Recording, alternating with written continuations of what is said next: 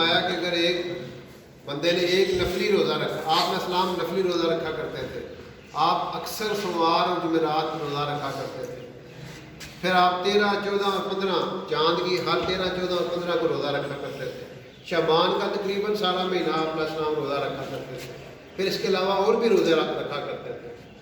تو آپ نے فرمایا ایک نفلی روزہ جو بندہ رکھتا ہے، اگر پوری زمین 24,500 کلومیٹر اس کا آپ کو پتہ ہے محیط ہے، یہ سارے کا سارا سونے سے بھر دیا جائے اور اس ایک روزے رکھنے والے کو اس کے انعام کے طور پر دیا جائے کہ تم نے ایک روزہ رکھا، اس کے بدلے میں تمہیں یہ انعام مل رہا ہے، تو پھر بھی اس روزے کی قیمت نہیں ادا ہو سکتی۔ لیکن ایک چیز ہے، اس کی قیمت 10 ارب ہے، آپ اس کے بدلے میں 1 کروڑ دے رہے ہیں، تو وہ 9 ارب اور 99 کروڑ تو نہ پورا ہو سکا۔ ایک روزے ایک نفلی روزے کی اتنی قیمت ہے، اور فرضی روزے کا آپ اندازہ لگا رہے ہیں۔ آپ نے فرمایا جس بندے کا ایک فرض روزہ رہ گیا، ایک فرض روزہ اس کا مس ہو گیا، ساری زندگی بھی روزہ ہی رکھتا رہے گا، ساری زندگی، تو وہ کمپنسیشن نہیں ہو سکتی، اس کا مداوع نہیں ہو سکتا ایک فرض روزہ چھوڑنے کی وجہ سے۔ تو یہ اللہ تعالیٰ نے ہمیں بہت بڑا عمل دیا ہے۔ اور پھر اچھا ایک اور بات، ہر عمل پہ اللہ تعالیٰ جنت دیں گے۔ دیکھیں نماز پہ جنت ہے، حج پہ جنت ہے، زکوٰۃ پہ جنت ہے، اخلاق پہ جنت ہے، آپ لوگوں سے اچھا سلوک کرتے ہیں، اللہ کے راستے میں نکلتے ہیں، جہاد کرتے ہیں، تبلیغ کرتے ہیں، قرآن پڑھتے پڑھاتے ہیں، ان سب کے بدلے میں اللہ تعالیٰ کہتے ہیں میں جنت دوں گا۔ لیکن روزے کے بارے میں کیا فرمایا؟ الصوم لی وانا اجزا بہ، کہ روزہ میرے لیے اور میں اس کی جزا ہوں، یعنی اللہ خود مل جاتا ہے بندے کو۔ کتنی بڑی بات ہے، اگر بندہ سمجھ جائے تو پھر یعنی یہ بہت بڑی بات ہے۔ تو پھر اللہ نے ہمیں قرآن دیا ہے، رمضان میں روزہ ہی نہیں صرف دیا، قرآن بھی دیا، تراویح بھی دی۔ تراویح کے ایک سجدے پہ 1500 نیکیاں، اور ایک سجدے پہ 60,000 دروازوں والا ایک محل ملے گا۔ جب آپ سے ایک سجدہ تراویح کا کریں گے تو اس کے بدلے میں جنت میں جو محل ملے گا نا، اتنا بڑا ہوگا، اتنا بڑا ہوگا کہ 60,000 دروازے اس کے ہوں گے۔ اس لیے قرآن کے ساتھ اٹیچمنٹ پیدا کرنے کے لیے بہت بڑا مہینہ ہے، اور یہ ایسا مہینہ ہے کہ اس مہینے کا نام اللہ نے خود رکھا ہے، محرم، صفر، ربیع الاول، ربیع الثانی، جمادی الاول، جمادی الثانی، رجب، شعبان اور شوال اور ذوالقعدہ اور ذی الحج۔ اس کے نام پہلے رکھے ہوئے تھے، لوگوں نے رکھے ہوئے تھے، لیکن رمضان کا نام اللہ نے خود تجویز کیا۔ اور پھر یہ قرآن کے نازل پہ، قرآن ہی نہیں ساری کتابیں جو ہے نا وہ اسی مہینے میں نازل ہوئی۔ یکم رمضان کو حضرت ابراہیم علیہ السلام پہ جو صحیفے تھے نازل ہوئے، 2 رمضان کو تورات موسیٰ علیہ السلام پہ نازل ہوئی، 6 رمضان کو داؤد علیہ السلام پہ زبور نازل ہوئی، اور 12 کو انجیل نازل ہوئی کن پہ؟ عیسیٰ علیہ السلام پہ، اور 27 رمضان اللہ تعالیٰ نے قرآن نازل کیا، اِنَّا أَنزَلْنَاهُ فِي لَيْلَةِ الْقَدْرِ وَمَا أَدْرَاكَ مَا لَيْلَةُ الْقَدْرِ۔ یہ ایسی زبردست کتاب ہے، اس پہ لا ریب فیہ، کوئی دنیا کی ایسی کتاب نہیں۔ لکھنے والے شروع میں لکھتے ہیں، دباچہ لکھتے ہیں، کہتے ہیں کہ اگر اس کتاب میں کوئی آپ کو کمی بیشی ہو نا تو آپ ہمیں ضرور بتائیں تاکہ ہم اگلے ایڈیشن میں اس کی غلطی دور کر دیں۔ لیکن اللہ نے ہمیں ایک ایسی کتاب دی ہے، پہلے ہی لکھ دیا لا ریب فیہ، لا ریب فیہ، کہ یہ اے میرے بندو، اے میرے پیارے بندو، میں تمہیں ایسی کتاب دے رہا ہوں جس میں کوئی شک نہیں۔ اتنی محبت سے، اتنے پیار سے اللہ کہہ رہے ہیں، اور محبت سے جو بات بندہ سمجھتا ہے۔ اسی تو انہیں نماز کسی نے آنا نا پڑھ نماز، اسی سوٹے کا نماز پڑھانے ہیں، ڈنڈے نہ تو کوئی بندہ نہیں سمجھتا نا، سوٹے کا کوئی بندہ نہیں سمجھتا۔ ساڈے تو مدرسیاں بھی کی، سکولوں بھی کی، سوٹا ہی سوٹا چلتا ہے، ڈنڈے سے ہی، بلکہ پہلے آتے ہیں پے کے ڈنڈا رکھے ہوتا تھا، پے کے ڈنڈا مارتے تھے، چنگا ڈنڈا وال لگے۔ تو یہ محبت کا انداز نہیں ہے، پھر اس پہ نفرت پیدا ہو جاتی ہے، اور یہ جو زبردستی ہے یہ لے گئی ہمارے سارے سسٹم کو۔ بچے کے نمبر تھوڑے سے کام آ گئے، اور جناب ذہنی مریض بنا دیتے ہیں۔ یہ جو ایف ایس سی ہوتا ہے میڈیکل، اور یہ جو ٹیسٹ ہوتا ہے، اب کچھ تو داخلہ ہو جاتا ہے، باقی سارے مریض بن جاتے ہیں، سارے تانا دے رہے ہیں۔ کئی بچے ایسے ہیں یقین کرے خودکشی کر جاتے ہیں کہ یہ جی داخلہ نہیں ہوا میڈیکل کالج، داخلہ نہیں ہوا یونیورسٹی، دسو زندگی کا مقصد انسان اچھا انسان بننا اصل تعلیم کا مقصد ہے. ہماری تعلیم کیا رہ گئی ہے؟ رٹے کا نام. اے گریڈ کے چکر بچے کے نمبر گھٹ جانے لا لے میرے ماں پیو تیرے نمبر کیوں گھٹ آیا تیرا گریڈ کیوں گھٹ آیا تو بعد زندگی ناکام ہو گیا. سارے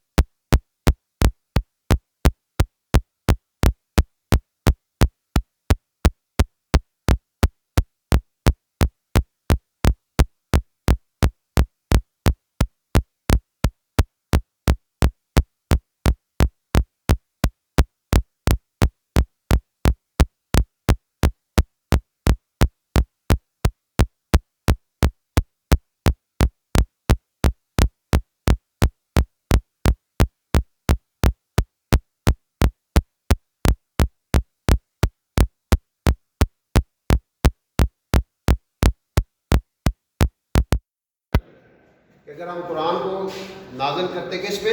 پہاڑوں پہ. پہاڑ ریزہ ریزہ ہو. آپ علیہ السلام پہ یہ نبی جب آتی تھی تو آپ پہ اتنا پریشر ہوتا تھا بعض دفعہ اٹھنی پہ تو اٹھنی بیٹھ جاتی تھی. ایک دفعہ حضرت زید بن ثابت رضی اللہ عنہ کی ران پہ آپ کا سر مبارک تھا تو ویسے وہی نازل ہونا شروع ہوئی. وہ کہتے ہیں مجھے ایسے محسوس ہے میری ران ٹوٹ گئی. اتنا یہ وزن ہے, اتنا یہ اللہ نے اپنے نبی علیہ السلام کا سینہ مبارک جو ہے وہ سلیکٹ کیا کس پہ قرآن نازل کیا جائے. اللہ نے اپنے نبی علیہ السلام کا اور کتنا خوبصورت اس کی جو ہے نا توجیہ کی ہے, وضاحت کی ہے کہ انہ لتنزیل من رب العالمین. یہ بھیجنے والا کون ہے؟ رب العالمین ہے, جو ساری کائنات کا رب ہے, جو خالق ہے, جو مالک ہے, جس نے ہر چیز کو عدم سے وجود دیا ہے. کچھ نہیں تھا تو خدا تھا, کچھ نہ ہوتا تو خدا ہوتا. اللہ پاک کی قدرت, اس قدرت سے یہ قرآن نازل ہوا ہے. اور لے کے کون آیا؟ نازل بہ الروح الامین, جبرائیل علیہ السلام لے کے آئے. اور نازل ہوا کس پہ؟ علی قلبک, آپ کے قلب مبارک پہ نازل ہوا ہے. کیوں نازل ہوا ہے؟ لتکون من المنذرین, تاکہ آپ دنیا کے انسانوں کو بتائیں, ڈرائیں ان کو کہ موت ہے, قبر ہے, دوزخ ہے. یہ دنیا کے انسانوں کو بتانا کس کے ذمہ تھا؟ یہ حضور علیہ السلام یا ایھا الرسول بلغ ما انزل الیک من ربک, آپ کے ذمہ اس پیغام کو آگے سنائیں. پھر آپ نے اس قرآن کو آگے پہنچانے کا حق ادا کر دیا. جب پہلی وحی نازل ہوئی تو خدیجہ الکبریٰ سے فرمایا خدیجہ بستر لپیٹ دو, آج کے بعد راحت اور نیند کے دن ختم. پھر آپ مسلسل آخری دن تک اس پیغام کو دنیا کے انسانوں تک پہنچایا. آج ہمارے تک وہ پیغام ہے. ہمارے اندر بھی یہ یقین ہو کہ یہ لا ریب فیہ, اس میں کوئی شک نہیں ہے, کوئی شک نہیں ہے اس میں. دیکھیں اب شک بھی عربی کا لفظ ہے, ریب بھی عربی کا لفظ ہے, اور مریا بھی عربی کا لفظ ہے. اب شک کی مثال آپ یوں سمجھ لینا کہ ایک بندہ کو لالا میں سے کوئی رات آ رہا ہے, وہ وہاں پہ فاٹک کے قریب اب اس کو پوچھتا ہے سویڈش کالج کی طرف, ان کے آپ آگے چلیں جا کے 2 سڑکیں ہیں, ایک آگے ڈی ٹی ایس کی طرف جا رہی ہے, ایک آگے کونے پہ آگے کالج ہے. اب یہ اس کو شک ہے, یہ شک ہے. اب آگے پھر وہ تھوڑا آگے آیا, آگے اب اس نے کہا پتہ نہیں یہ ادھر ہے یا ادھر ہے, یہ مریا ہے, یہ مریا ہے. اب تھوڑا سا آگے آیا تو اب اس نے کہا اب تو ادھر ہی کہیں ہوگا. اب ایک لمحے کے لیے اس نے ایک دم ایسے سوچ ہی رہا تھا نا, تو اس نے سویڈش کالج کا بورڈ دیکھ لیا, تو فوراً اس کو ہر چیز کلیئر ہو گئی. وہ ایک لمحے کے لیے جو ایسے آیا نا کالج کدھر ہے اور اس نے وہ دیکھ لیا، وہ ریب ہوتا ہے۔ اللہ کہتا ہے میری کتاب میں تو اتنا بھی شک نہیں ہے، وہ جو چند ساتوں کے لیے، چند سیکنڈز کے لیے آپ کے ذہن میں آیا نا، اتنا بھی شک نہیں ہے میری کتاب میں۔ قرآن نے کہا سود سے مال گٹتا ہے۔ اب ہم کے لا رہے کافی، اس پہ کوئی شک نہیں۔ اب ظاہر ہماری آنکھ کیا دیکھ رہی ہے؟ سود سے مال بڑھتا ہے، 100 کے 110 ہو جاتے ہیں۔ اللہ قرآن میں کہتا ہے زکوٰۃ سے مال بڑھتا ہے۔ عقل کیا ہے غیر، یہ 97.5 ہو جاتے ہیں، 2.5 پہ کام ہو جاتے ہیں۔ ہم کہیں لا رہے کافی، نماز میں کامیابی ہے لا رہے بافی، حج میں کامیابی ہے لا رہے بافی، زکوٰۃ میں کامیابی ہے لا رہے بافی۔ آپ نے آنکھیں جھکا لی لا رہے بافی، کامیابی مل گئی۔ آپ نے غلط نہیں سنا لا رہے بافی۔ آپ نے ظالموں پہ اللہ کی لعنت لا رہے بافی، منکرین پہ اللہ کی لعنت لا رہے بافی، جھوٹوں پہ اللہ کی لعنت لا رہے بافی۔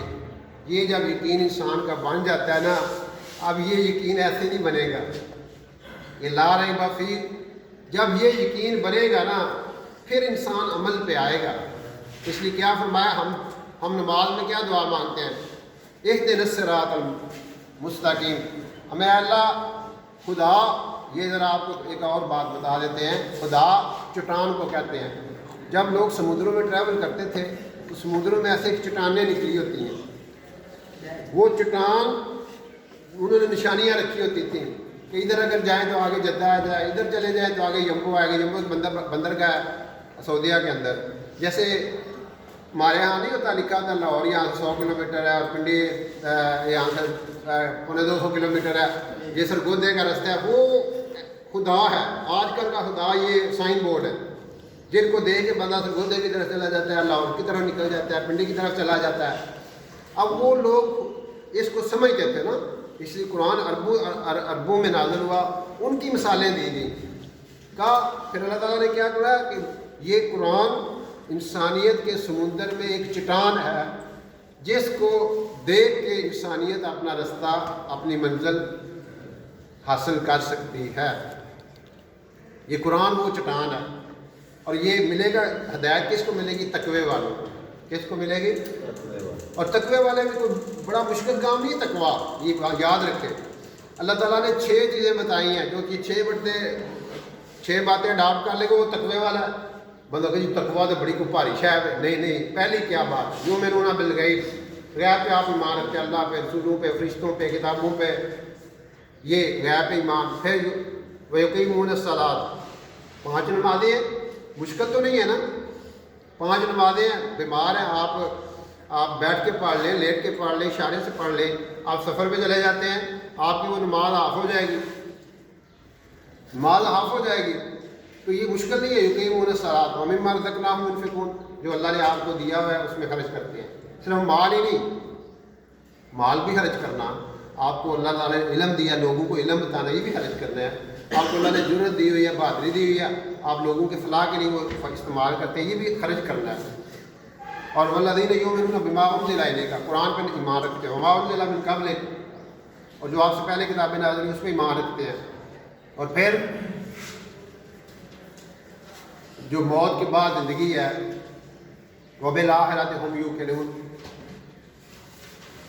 آخرت کی زندگی پہ یقین رکھتے ہیں۔ اولئک علی ھدی من ربہم، یہی ہدایت پہ ہیں، ٹھیک ہے نا۔ اس لیے اللہ تعالیٰ نے یہ ہمیں موقع دیا ہے، زندگی دی ہے، ہم اس کا فائدہ اٹھائیں۔ یہ رمضان المبارک کا مہینہ بہت بڑی نعمت ہے، ٹھیک ہے نا۔ اس کو اس انداز سے گزارنا کہ اللہ راضی ہو جائے۔ تو میں بات کر رہا تھا کہ یہ یقین کیسے بنے گا؟